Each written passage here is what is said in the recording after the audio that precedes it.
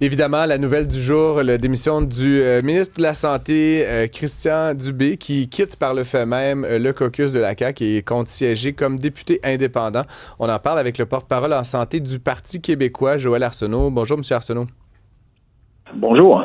Évidemment, une nouvelle un peu surprenante. Je vous avoue qu'on se doutait que M. Dubé n'était pas très content de la situation, mais c'est arrivé un peu là, comme une surprise à la veille du départ en vacances. Comment réagissez-vous à cette annonce qui a été faite vers 14h40? Ben, on n'est pas surpris de la décision de M. Dubé de démissionner. C'est peut-être la journée où il le fait qui nous surprend davantage. On aurait pu s'attendre à ce qu'au retour des fêtes, il décide qu'il n'avait pas le goût là, de rebrasser la soupe puis de faire un nouveau projet de loi pour aller à l'encontre de façon diamétralement opposée à ce qu'il avait défendu tout au cours de l'automne. Pourquoi il rend sa démission aujourd'hui comme ministre et comme député de la CAQ? Mais moi, je pense qu'il y a peut-être une annonce qui s'en vient pour un règlement avec la Fédération des médecins spécialistes qui va finir essentiellement là, d'exécuter le virage à 180 degrés du gouvernement face à la réforme de la rémunération des médecins. Moi, c'est ce que je devine. Sinon, pas de raison objective qu'il quitte aujourd'hui plutôt que dans quelques semaines. Je parlais un peu plus tôt à l'émission avec le médecin de famille, le docteur Eppel, qu'on connaît bien à l'émission et que vous avez certainement croisé et entendu régulièrement. Oui. Et je lui posais la question un peu comme ça de but en blanc sur ce qu'il comprenait de l'intention des différents partis. Puis il me disait, le Parti québécois irait probablement plus loin dans la loi 2, réouvrirait le dossier de la rémunération des médecins. Est-ce que c'est une lecture juste de la situation et de vos intentions? Ben, en fait, nous, dans ce débat-là, on a toujours déploré le fait que le gouvernement était allé de façon coercitive avec une loi spéciale et avec des mesures, disons, répressives et carrément à l'encontre des droits fondamentaux. Mais sur le fond, sur l'objectif de réviser le mode de rémunération des médecins, ça fait partie de notre programme. On n'en fait pas un secret là, depuis des années. Ça faisait également partie du programme de la CAQ. Alors, sur le fond, on était d'accord avec l'objectif, on n'était pas d'accord avec la manière employée. Et évidemment, aujourd'hui, on constate que le gouvernement, après avoir dit « on ne reculera pas, on va se battre, on va shaker les colonnes du temple, puis on va arriver avec quelque chose qui fonctionne mieux dans l'objectif de réorganiser les soins de santé de première ligne notamment, puis réduire les listes d'attente chez les médecins spécialistes, mais c'est un échec monumental. Puis dans la perspective où on aspire à proposer un gouvernement nouveau et une alternative à la CAQ l'an prochain, on sent que tout le travail va être à recommencer. On a perdu un an.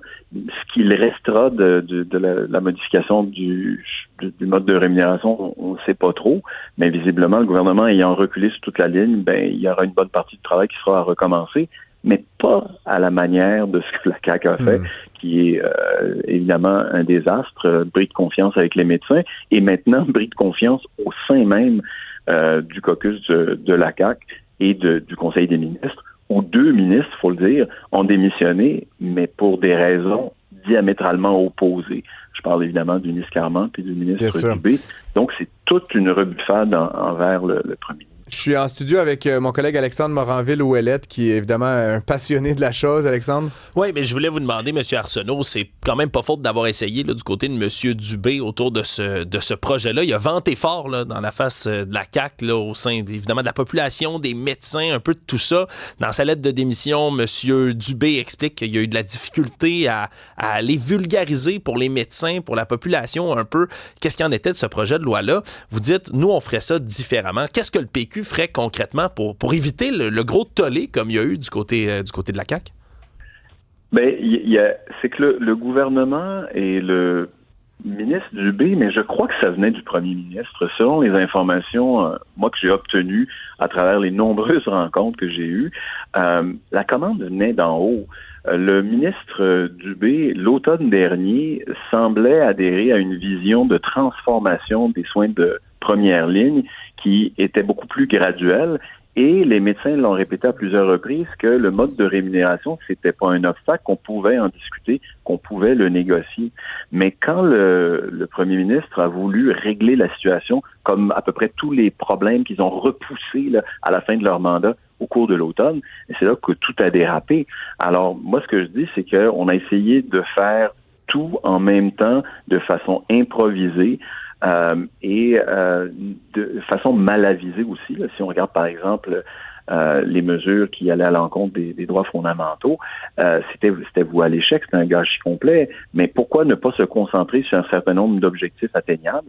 Le mode de rémunération, il y avait un espace de discussion. On n'a pas voulu discuter, on a voulu l'imposer avec des barèmes qui n'avaient aucune commune mesure avec ce qu'on a fait dans les autres juridictions. Là, on le voyait que la tarification pour la prise en charge des patients selon leur degré de vulnérabilité, sur le tarif à l'heure pour donner un rendez-vous, tout ça était comme une fraction de ce qui est donné dans un système similaire en Colombie-Britannique, tellement qu'on s'est dit le ministère s'est trompé dans ses chiffres. C'est comme s'il avait appliqué la grille horaire des 15 minutes par exemple, dans le tarif horaire, là, mais 15 minutes pour un rendez-vous avec un médecin en Colombie-Britannique, on l'a appliqué pour 1 heure de rendez-vous au Québec. C'était vraiment disproportionné, puis on n'a pas réussi, évidemment, à l'expliquer, puis je pense tout simplement parce que c'était inexplicable et inapplicable aussi. Mais donc, c'était confus, cette loi-là. C'est pas pour rien qu'elle a été vidée de sa substance. Maintenant, j'en viens à cette hypothèse-là, c'est qu'il est possible qu'en février, plutôt que, parce que vous savez que la loi 2 a été complètement suspendue jusqu'au 28 février prochain. Ouais. Mais si on a des ententes suffisamment élaborées et solides avec les deux fédérations de médecins, puis surtout si, comme le ministre démissionnaire lui-même dit, c'est à peu près le statu quo, c'est à se demander si on aura besoin d'adopter une autre loi, parce que les ententes auront force de loi en quelque sorte. Puis la capitation, c'est pas nouveau. C'est les barèmes qu'il faut fixer, mais on peut les fixer par la loi ou on peut en convenir. Donc, s'il y a une entente sur les barèmes, on n'aura même pas besoin d'un projet de loi. Donc, on aura fait ce psychodrame-là pour absolument rien. On a eu quand même droit à un gros 24 heures politique depuis hier, M. Arsenault. Comment ça a réagi au Parti québécois? Est-ce que vous tapez dans les mains autour du feu? Mais blague à part, c'est un peu triste de voir les formations opposées s'entre-dévorer, s'auto-détruire comme celle-là. J'imagine qu'il y a un peu de réjouissance, mais c'est quand même un peu particulier, cette période politique au Québec, non? Ouais, ça a été un automne qui a été mouvementé. Vous avez raison de le dire. Pour le moins qu'on peut dire, oui. Oui, mais la conclusion à laquelle on en vient, c'est que, je veux dire, c'était assez prévisible pour ce qui est du départ de Pablo Rodriguez. Pour ce qui est du départ de M. Dubé aussi, jusqu'à un certain point, le problème, c'est la manière, c'est la façon de faire, c'est le premier ministre qui fait la tournée des médias en début de semaine en faisant mine de se réjouir d'une entente qu'il qualifie d'historique, alors que son ministre lui-même le désavoue 3 jours plus tard. C'est un peu, moi, les effets de ça que je crains dans l'opinion publique, où on va avoir tendance à regarder la classe politique en disant, ils disent une chose et son contraire. Où réside la vérité? Où sont ces politiques publiques qu'on souhaiterait qu'ils soient à l'avantage, par exemple, des patients et des citoyens? Essentiellement, il y a beaucoup, on peut deviner là-dedans beaucoup d'électoralisme, puis tout ça, mais ça peut entraîner un cynisme, et c'est surtout pas ce qu'on veut. Alors moi, je me réjouis pas là, de ce qui se passe actuellement, et surtout pas de la manière dont tout ça se passe, parce que des partis politiques, quels qu'ils soient accusés de corruption ou de malversation ou de fraude électorale, c'est pas intéressant. Puis quand on fait de la fraude intellectuelle en prétendant qu'on a une entente historique, puis que c'est essentiellement le statu quo, c'est pas plus avantageux non plus pour l'ensemble de la classe politique non plus que pour les citoyens.